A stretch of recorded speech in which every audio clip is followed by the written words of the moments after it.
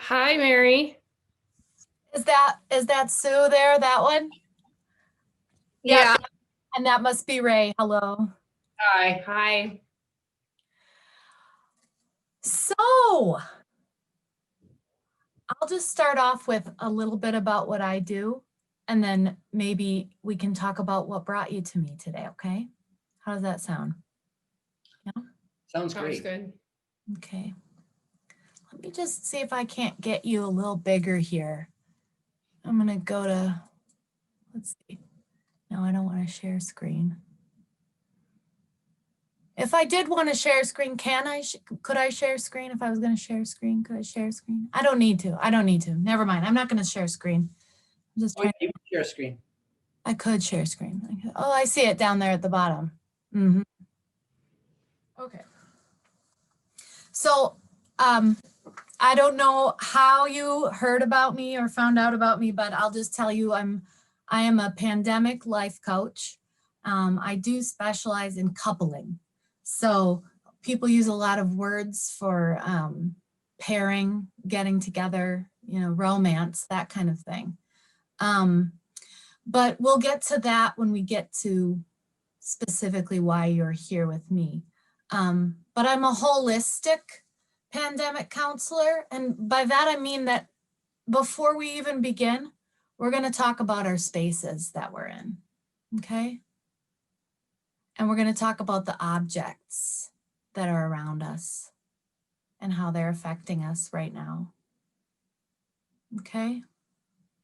And I'll just tell you a couple of the objects that I have around me right now, and then we'll jump right in. Okay. So I always have this with me. I call it Reeser. It's just a rock, really, but you can kind of see all of the crevices and the complications to that rock. And then I have my favorite stick, and I use this, when it's not a pandemic, we pass this stick around, but I wouldn't recommend that right now. Hard to do. We wouldn't mail it to you or anything like that. That's not what we're going to be getting into. So why don't you guys tell me a little bit? I'm going to be scribbling furiously while you're talking. So, if you see me looking down a lot, that's what's going on with that. So why don't you tell me about what brought you here today? Well, should we talk about? Ray, why don't you go first? Oh, well, Mary, we attended one of your seminars. I think it was here in Minneapolis at a place, I think it was the Bryant Lake Bowl Theater, is where it was held. And we just found, after that, we both were just saying, boy, that was really a very powerful experience and very enlightening. We were just really impacted heavily by it. We found it very powerful. So we just thought there was a lot of really good advice. And at that event, at that seminar, you handed out some of your business cards, and we've just had it on our fridge ever since. And the slogan on there, it's been kind of a mantra for me. Just in navigating my life and some of the challenges that I face. And so the pandemic's been hard. And when we heard that you were starting to bring some of your life coaching skills specifically into the pandemic, we thought, wow, well, maybe we should give Mary a call. And particularly when we came up against this particular issue that's been really kind of a challenge. I don't know if Sue wants to talk about that or. Yeah, I mean, I'm really happy to be here with you, Mary. I'm kind of excited to work with you. And yeah, like Ray said, we've been bringing you up multiple times during the pandemic and about how powerful that seminar was that we went to. And so for me, it has a lot to do with the cats and this situation of switching sides on the bed. which we tried, I don't know, maybe a couple months ago. Okay, I think you mentioned the sides of the bed thing in an email. And so I think we should dive right into that because, you know, something came up for me right away when you talked about the different sides of the bed, is I thought, where are their stones right now? So did you bring your stones with you when you moved from one side of the bed to the other? Actually, I have a stone on my bedside table, Mm-hmm, On my and side. I did not bring it with me. mm-hmm, mm-hmm. That Okay. pretty small. It's just a small, really thin white Howlite. It's good for calming the system, Mm-hmm. but I didn't bring it with me.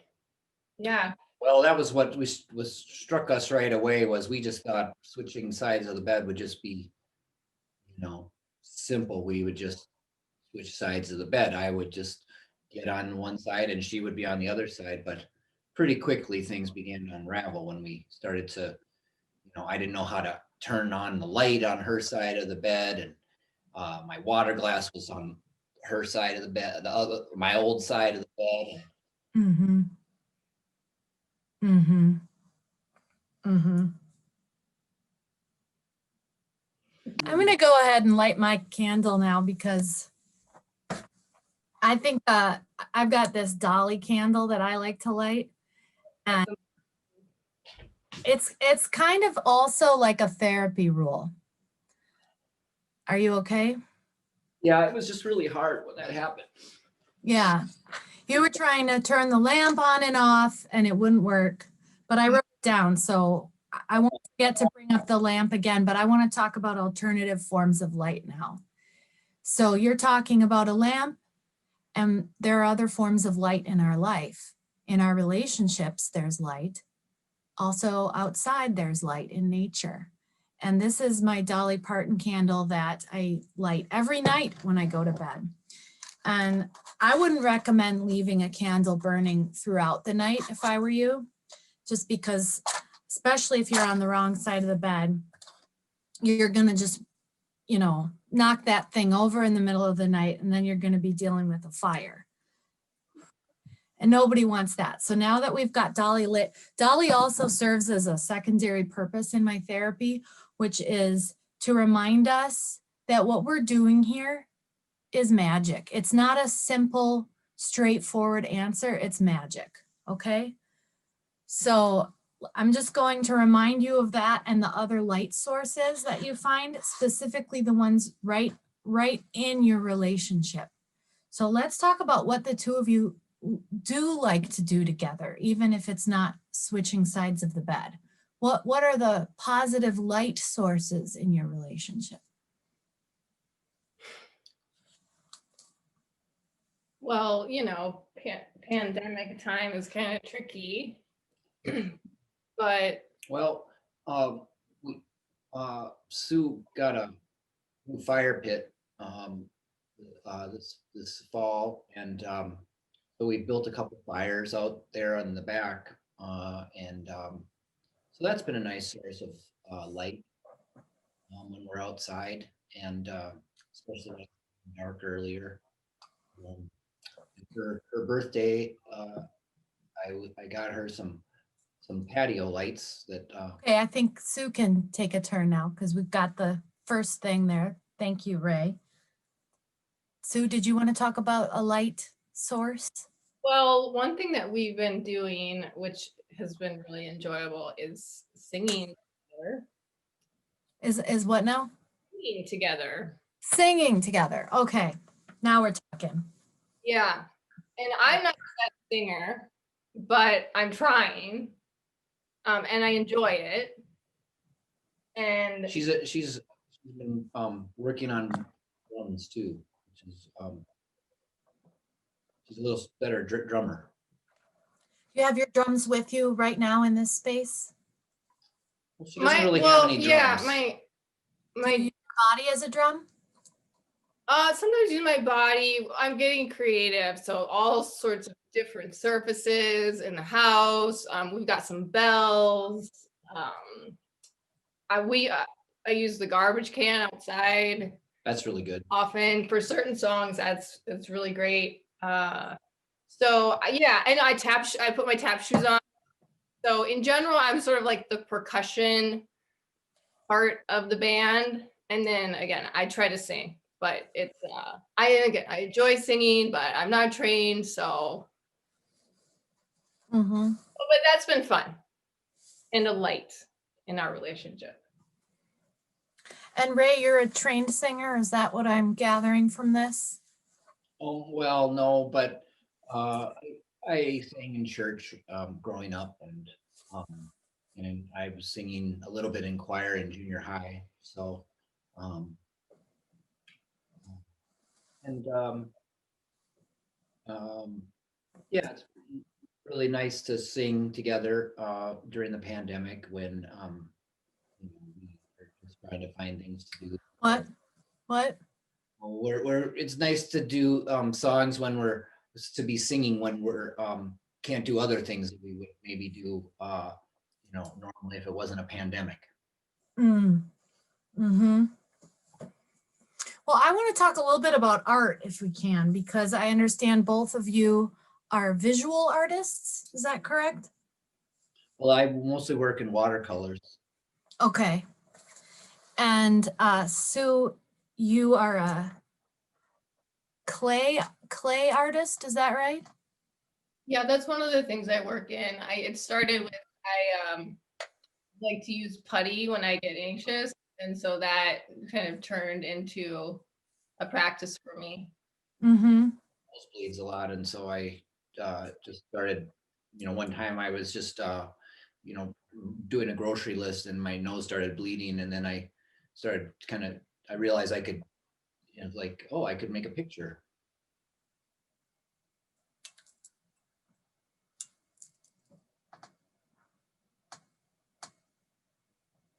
And then I started using watercolor paints after that.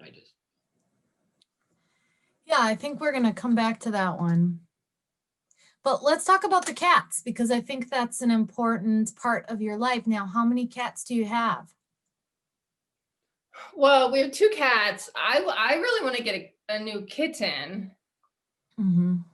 I mean, I've been talking about it since the summer, just that would make this winter so much more bright, enjoyable, because it's going to be such a long winter, and having a new kitten in the house would be really fun. But right now we just have 2.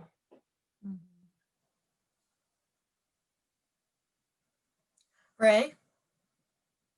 Well, it's true. Sue's been talking about getting a new kitten ever since she put a new picture on her phone for her home screen. I don't know if you want to show that to Mary, but ever since she changed her home screen, she's just been talking about wanting to have a kitten, and I've just been a little bit concerned that it may upset the equilibrium of the other cats. They've already had a fair amount of trauma and stress, and they were abandoned and as kittens, and they were given their names, and then we gave them new names, and they don't know what they're, and now we don't even remember who was who with the original names, and so I don't know, they've been through a lot, and they take it out, they act out sometimes. I mean, like any cats would. Uh-huh. Go on. Well, Well, I tried to help by giving a new kitten Sue a new kitten for her birthday um in the fall, and and that went pretty well. But it's not quite the same because it's not a real. it's a porcelain kitten. Mm-hmm. which I love. It was such a good birthday present. I loved it. But you know, the cats, I don't know. Did They, you did you do the usual things that you would do with a bunch of cats when you get them with your porcelain cat? That's what I'm wondering now is when you got the porcelain cat, did you treat it like you would treat a real cat? Did you imbue it? Did you chant with it? Did you hold it? Where did you hold it? What kind of trips did you take it on? Did you bring it out into nature? Did you hide it under a leaf, then find it again, just like you would with an ordinary cat? That's what I'm trying to figure out. Is one of the cats right there with you now? Do you have a cat right near you? no. Okay. Oh, yeah. Even the porcelain cat, you know, that's a gift, right? Yeah, I mean, Tickles is the porcelain cat. That's Tickles is the name, and she's quite wonderful.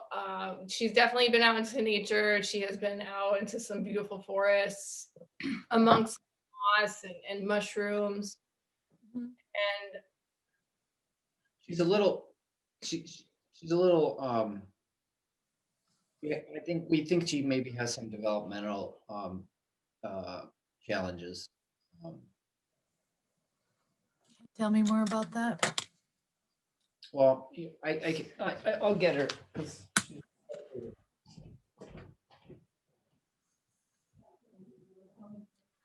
I spend a lot of time with her. Mhm. Time with her, and the other cats really enjoy her. Sometimes, well,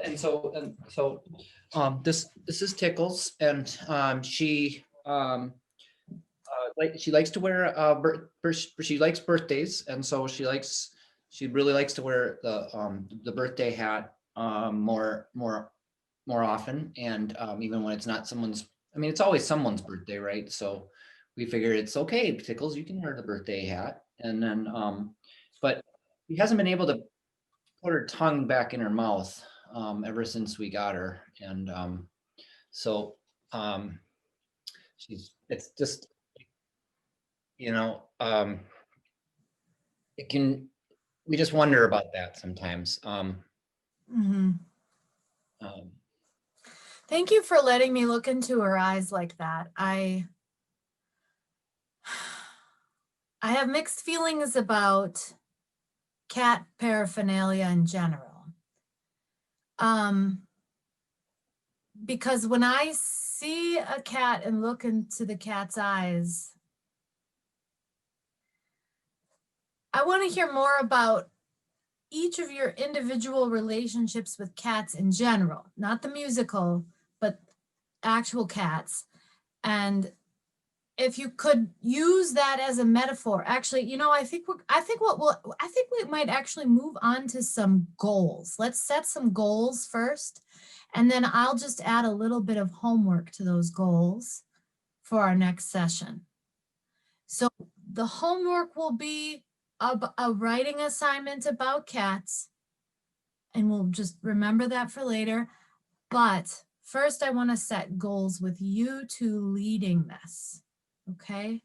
So I want you to put on your leader hats, you know, pretend you are the one who's running a seminar at the Brine Lake Bowl and that you're the one who's handing out the business cards, or you're the two.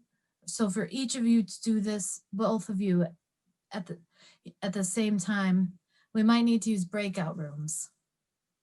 I don't know if we have that option here.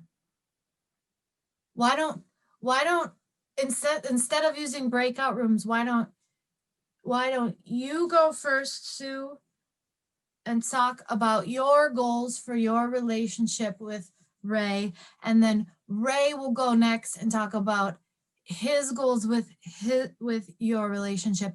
And while the other one is talking, I want you to just look each other in the eyes the entire time. I never want you to look at me and don't look at, you know, the video of yourself.